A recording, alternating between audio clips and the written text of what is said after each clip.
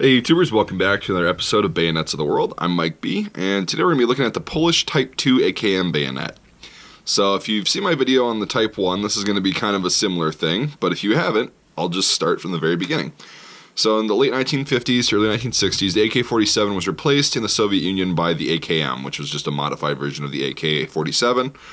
And with that came a new bayonet style. The old school, longer, skinny bayonet was phased out, and the shorter one like this was kind of introduced.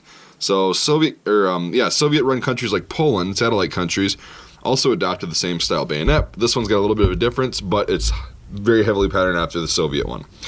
So right away you'll notice the nice orange bakelite, and you'll see the back right here has got more of a square to it, and it's actually a separate piece of metal for reinforcement because they found out bakelite was kind of breaking and stuff at some points. The Type 1 is going to be kind of a rounded top like that. You can check it out in my other video. This one's going to be a totally separate piece. Same style though, you push the button and the bayonet will release off the firearm.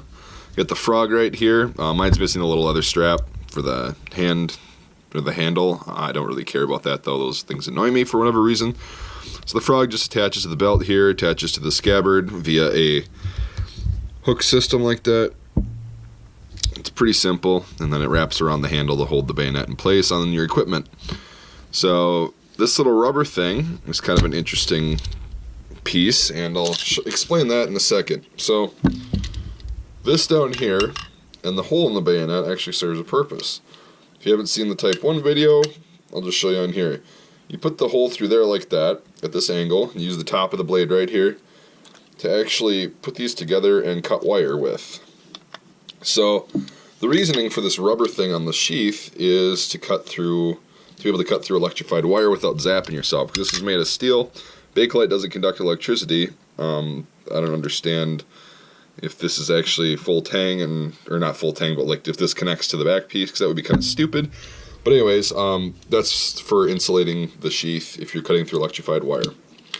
So now we'll take a look at kind of the blade, and you can see it's just like the Type 1 blade, except the only difference between a Polish bayonet and a Soviet bayonet is the fact that there's no serrations right here on the top of the blade. It's just smooth, which I kind of like better because it makes it easier to stab things, get in and out, be done. And other than that, yeah, it's just a typical AKM blade. These are pretty highly desirable. I happen to have a few of these in my shop right now at the time of me making this video. So if you want to get one, you can go ahead and get one. They're pretty cool. They're excellent little fighting knives. I love these for fighting knives. AKM bayonets are just kind of the bee's knees, and that's why they still use a variant of this.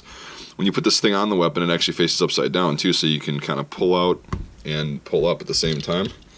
This one happens to be matching. It's a force matched one because this first number was crossed out, and then they re-stamped it with that.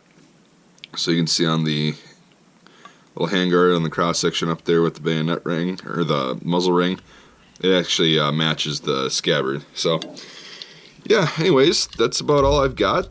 They're pretty fun and pretty hard to get, believe it or not, the Polish ones. You can find the Soviet and Romanian ones everywhere, but Polish ones are a little bit more desirable because Polish AKs are about a better quality and a little bit more fun to own. So we'll wrap this video up. If you're new to the channel, if you could give this one a thumbs up and subscribe to my channel, that would be awesome.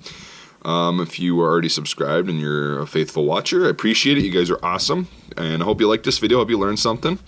And again, if you want to buy one of these, this isn't a sales pitch video, but still, go to www.mikesmilitary.com and then go to the weapons related section and they'll be there. But yeah, anyways, I appreciate everyone watching, and we will see you next time.